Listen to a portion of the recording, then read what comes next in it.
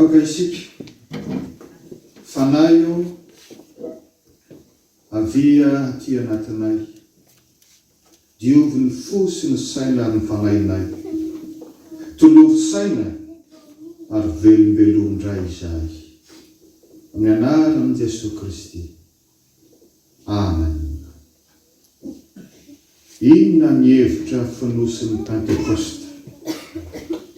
Dia izahantsika avaliana izany fanontaniana izany ao anatin'izao afatra Pentekosta izao.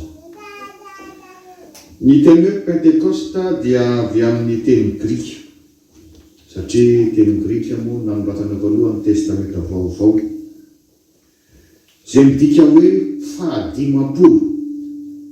fahadimapolo andro ao aorian'ny Pasika, 50 andro arabaky teny ao aorian'ny Pasika mantsy ny Pentekosta azy ankalazaitsika. Izy io dia efa manana faky hatrany amin'ny testamenta taloha.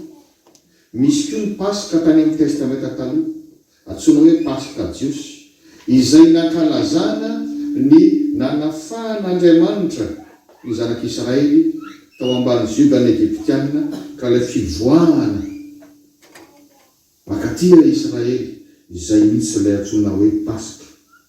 Dia misy koa ny Pentekosta tamin'ny andron'ny testamenta taloha, tena arabaky teny 50 andro ao aorian'ilay Pasika Jiosy, ny anarany atao hoe Shavuot. Inona ny antony? Fisaorana an'Andriamanitra fa vokatra amin'ny tany, zany no heviny voalohany.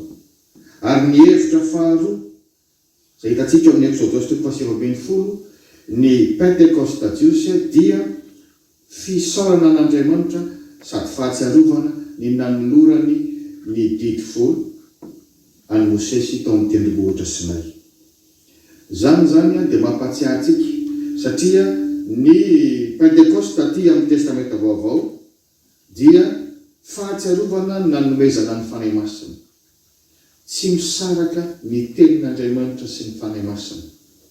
Raha vakinao fotsiny amin'izao io mba te hamaky ianao, tahaka ny mamaky gazeta, mamaky baiboly, dia tsy azo haim-panahy eo mihitsy ianao, tsy mifantatrao izay tena tiany ambara, satria tadio fa reo olona izay nampanoratan'Andriamanitra ny baiboly io dia notsindrin'ny fanahy masina,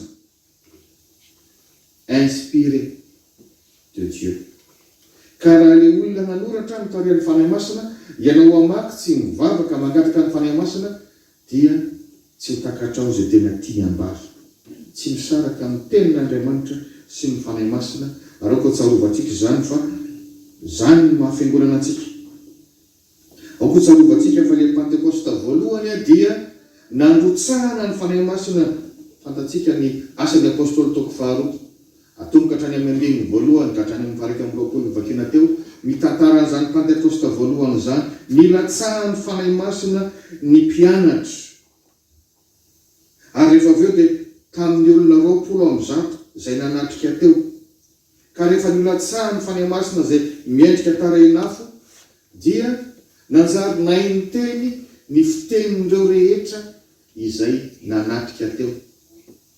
Rehefa tonga ny fety lehibe tahaka izany teo amin'ny Jiosy, dia tonga ny avy any Azia, ny avy any Turquie, ny avy any Irak, tonga ny avy any Afrika, ny avy any Egypta, ny avy any Etiopia tahaka ny tandapa Etiopiana, tonga ny avy aty Europa, ny avy any Rome. Ny apôstôly izay Jiosy tamin'ny Pentekosta voalohany io, ary vao marina teo amin'ny tantara zany, dia manjary navita ny toriteny tamin'ny fitenin'ireo olona reo avy. Averany dia nizarazara dia samy nandre tamin'ny fiteniny. Zany ny vokatry ny asan'ny fanahy masina tokoa, manampy antsika hiatrika izay zavatsarotra atrehantsika. Tsy moramora tokoa zany. Tonga eo ny olona izay tsy mahay fiteny Jiosy, ahoana no andrenesany filazany tsara. Ary zany mitarika antsika, isika raha mbola miatrika izao fiainana izao manam-piavin'ny Tompo, dia tsy maintsy mahita zavatsarotra, mahita karazana olana tsy maintsy vahana, mahita karazana fanamby izy tsy maintsy atrehana. Mila mangataka ny fanahy masina, fa na izay heverina fa ho sarotra aza, ay manjary milamina sy mora tao. rehefa manekitary amin'ny fanahy masinatsika ary zay mahasamy hafa atsika amin'ny olona tsy mino. Ny olona tsy mino zao mijery atsika eto dia hoe ileranga io ihany no enondra reo isakalahady eo trano tsisy atao reto olona reto. Nefa ianao noho ny fanananao fanahy masina dia malala hoe iraka ihany leranga io, panambara ihany leranga io, fa le olona maniraka azy, le Andriamanitra maniraka azy, io le miazo nanay. Ary zay miverika, zay mahafiangonana ny fiangonana, ny fananany fanahy masina. Manampy atsika mahita ny zavatra zay tsy hitany masony nofo. Eny mety misy olona tonga aty ampiangonana aza fa mbola tsy manana ny fanahy masina, ary tonga tao amin'ny telopolo zany vakena tamintsika tao. Ao na ozy ny lehilahy Jiosy sasany nahita ny apôstôly miteny tamin'ny fitenindreo firenena sahy hafa reo. Maninonareo izy? Tsy ny mivaky tentsika. Mamy midovainareo izy. Efa voara fahatelo amin'ny sivy maraina zany. Mamy midovainareo izy. Zay zany ilay averika mahasamy hafa ny olona zay fa ao amin'ny tompo. Verikany ary zany mahafiangonana ny fiangonana. Pentecoste no heverina hoe tena naterahan'ny fiangonana kristianina. Manola fiangonana zay fa naorina trary amin'ny testamenta taloha, fa le izy tena mitondra anarina hoe kristianina manomboka tamin'ny Pentecoste voalohany, zany hoe ny fanahy masina mitomboka ase. Io no mampiavaka atsika amin'izao tontolo zao. Ka aokisika tena angataka zany fanahy masina zany, fa ozy hoe nasandao amin'ny telopolo azy dia misy lehilahy Jiosy zany le atao hoe mpiambina fa tsy mpivavaka. Mba tonga tao izy, rehefa nahita ny lasan'ny fanahy masina izy dia hoe natao manidovainareo. Zany hoe mitsaratsara nefa tsy mahalala. Ary zany ny hamantarantsika hoe mbola tsy manana ny fanahy masina tsika. Tia mitsaratsara tsika ohatra mandeha ho azy amin'ny réseaux sociaux tsika zany dia efa ohatrany hoe tezaina mahita an'izany ny masotsika sy ny sofotsika. Avy hatrany dia mifampitsaratsara. Manao mbara tokony atany fa hoana rahalahy no mahatateraka an'izao, fa inona ny zava-nitranga, inona ny nataonareo? Mba hafa rehefa tsy mahazo dia mba manontany ampatsorana ohatry izay. Fa avy hatrany dia zatra manao teny manindrona, marary, manevateva. Anontany io ny manodidina anao, atombohy amin'ny vadinao. Ny olona tsy mety manana. Efa tsy maniny, ohatran'ilay voaisaka dia na dia marana tsy maniny. Anontany io ny vadinao hoe manahoana hoe rehefa miteny. Fa ny ao an-trano io indraindray miaritra ny mafy. Fa rehefa mbola tsy manana ny fanahy masina tsika dia zatra io le ataondreo le tonga tao amin'ny telopolo tao eny, kanefa tsy mahakakatra an'izany asan'ny fanahy masina zany. Manao teny marary, manao teny manindrona. Ohatry zay koa anontany io ny ray aman-dreninao. Indraindray ke ianao manao teny manevateva ray aman-dreny. Anontany io koa ny zanakao. Fa dia isika koa hoe ray aman-dreny manam-pahefana manao teny marary. Mangatany fanahy masina hiasa ao anatinao. Zany ny apôstôly reo mba olombelona tahaka an'ireo ihany. Fa manjary nataona olona marobe satria rehefa mandray fanahy masina ka isika, diovin'Andriamanitra ny fotsika, ny saitsika, ny fanantsika. Lasa manam-pahendrena isika. Na tsy maintsy hiteny azy, manana fahendrena. Tonga amin'ny fiteny ny soratra masina hoe misy aina ny teny aloka ny vavantsika. Mamosiry. Ny mpahandro mahay tsara amin'izany. Fa ndraikio manahirana zany hoe manolotra sakafo anao nefa be sira be. Zao dia lasaina sasany hoe fanapozinana. Ka aokotsabotsika hoe tena ilaitsika, tombontsoatsika zany hoe mivavaka ty am-piangonana mandray ny fanahy masina. Tsy mitondra fivavahana no manome anao ny fanahy masina, fa Andriamanitra. Ary porofon'izany ny Pentecoste voalohany. Eto moa zany dia voalaza fa mamaky sary ny asany apôstôly toko faharoa isika fa misy endrika hita maso tamin'ny voalohany anehoana zany hoe misy endrika tsy hita maso koa ny ty fiangonana ty. Zany moa voavy ny anaranay omaly zany. Inona le endrika hita maso naseho any teo aloha tamin'io? Nisy rivotra mahery. Manambara ny fanahy masina zany. Rivotra maso ny fanahy. Maneho ny herin'Andriamanitra hitantsika amin'ny Ezekiel 17:30. Nisy afo toy ny lela. Ny afo milaza fanadiovana eo no teneniko teo hoe rehefa raisinao ny fanahy masina tahaka ny afo manadio izay zavatra ataon'ilay sodio ireo, manadio ny any anatinao, miovatra any amin'ny sainao. saina madio, fo madio. Dia misy fiteny maro zany hoe manaparitaka zavatra tsara, izay hoe filazantsara ho an'ny firenena rehetra atombohy amin'ny ao an-trano. Talanjo nareo nandre izany. Izany zavatra izany le antsoina hoe teofania. Izany hoe Andriamanitra miseho amin'ny zava-misy eo amin'ny tantara, amina zavatra hita maso. Ao amin'ny testamenta taloha dia manambara izy hoe Andriamanitra miseho amin'ny kotrokorana, bakeo ny mpanao salama. Andriamanitra miseho amin'ny alalan'ny fahazavana lehibe. Andriamanitra miseho amin'ny alalan'ny varatra sy ny tselatra. Zany hoe misy ny herin'Andriamanitra. Izay événement miseho zany, indrindra izay everitsika hoe maningana fisehoan'Andriamanitra zany. Andriamanitra no tompon'ny fahefana araka ny lohahevitra Bajeny Efisakaina. Izy ny tompon'ny tantara, ny tantara ankapobeny.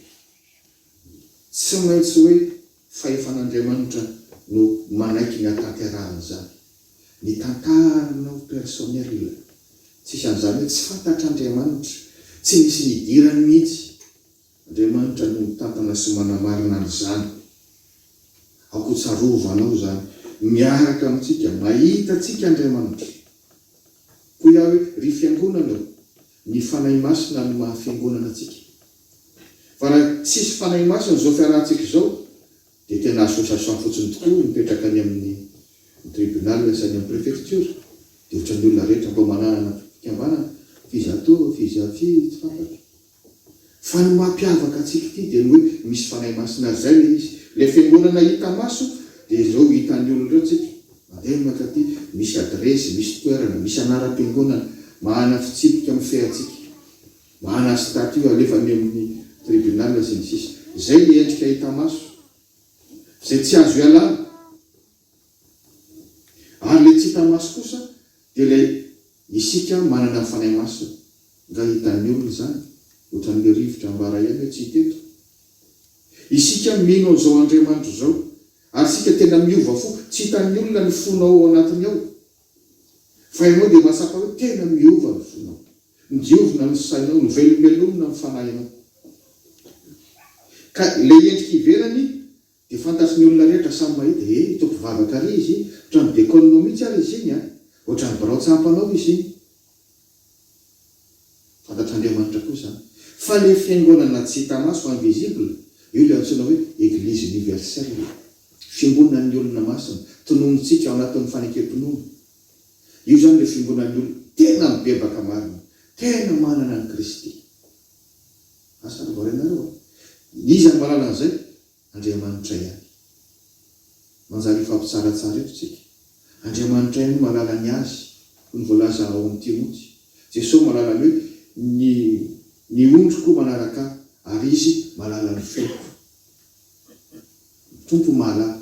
Zay zany le endrika anankiroa, za tsy milaza hoe misy fiangonana anankiroa samihafa. Tokana ihany ny fiangonana. Fa le ao mbola jerevana azy zany. Raha mbola ety an-tany zany tsika, dia le fanoharana ataon'i Jesosy moa zany manazava azy kokoa hoe mbola misy vary tsy parafaro izy miaraka aloha tany mbola. Maika be ny apôstôly, aleo tonga dia ohatro kapainay le tsy parafaro, aleo aloha eo ihany. Fa rehefa tena andeha amoa izy dia hitanareo rehefa avy eo, hitanareo tsara, tsy misy adosoana misy hoe sao sanatria misy hoe vary voakapo. Satria tena mitovy endrika be ny vary sy ny tsy parafary rehefa manomboka maniry eo izy.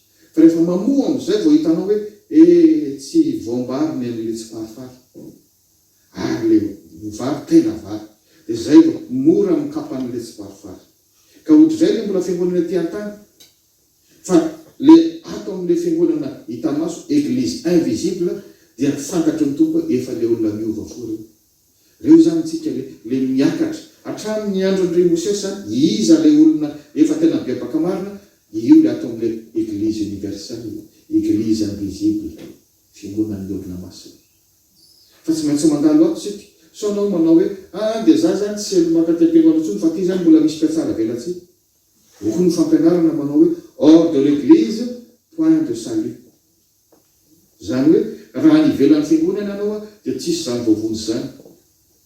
Ny tenin'Andriamanitra ny milaza hoe ny fiangonana dia vavadin'ny lanitra. ka tsisy an'izany hoe ianao tafiditra ny an-danitra fa nigorobaka aty amin'izao tontolo izao mbola mety hoe mahavita migorobaka ianao fa tsy maintsy amin'ny vavahady ary izy mbola tena hoe vavahady izao ny vavahadin'olo izy Jesosy Kristy ka tsy maintsy makato ianao na mbola mpiatsara velatsia na mbola ratsy toetra ary le pasteur ao na mbola misy ratsy toetra ary le dekona sy miatsara velatsia le dekonao ahita an'izany foana ianao amin'ny fiangonana fa zao izy maiza mibanjina an'le invisible fa na hitety fiangonana azy ianao tsisy an'izany hoe fiangonana 100% tena efa mino an'Andriamanitra daholo tsisy miatsara velatsia daholo tsy maintsy makao sika fa maiza mibanjina le hoe Andriamanitra mahalala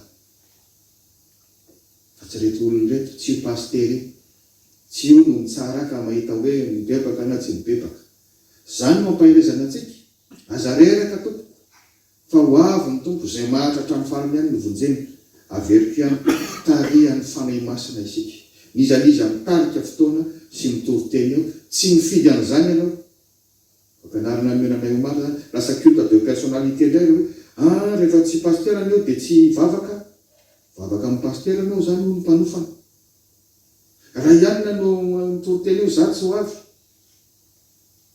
nefa raha mbola tenin'Andriamanitra mitorina ka tsika tsy manao préférence olo zany fa lasa fanimpotsampondraisany dia mahireza fa tarihan'ny fanahy masintsika zay ny mahafiangonana antsika ary zany no mahatonga ny filazanany hoe tamin'ny Pentekosta no naterahany fiangonana kristianina voalohany mahireza ny fiangonan'Andriamanitra fa tianao izy ary mitarika anao amin'ny alalan'ny fanahy masina. Amen.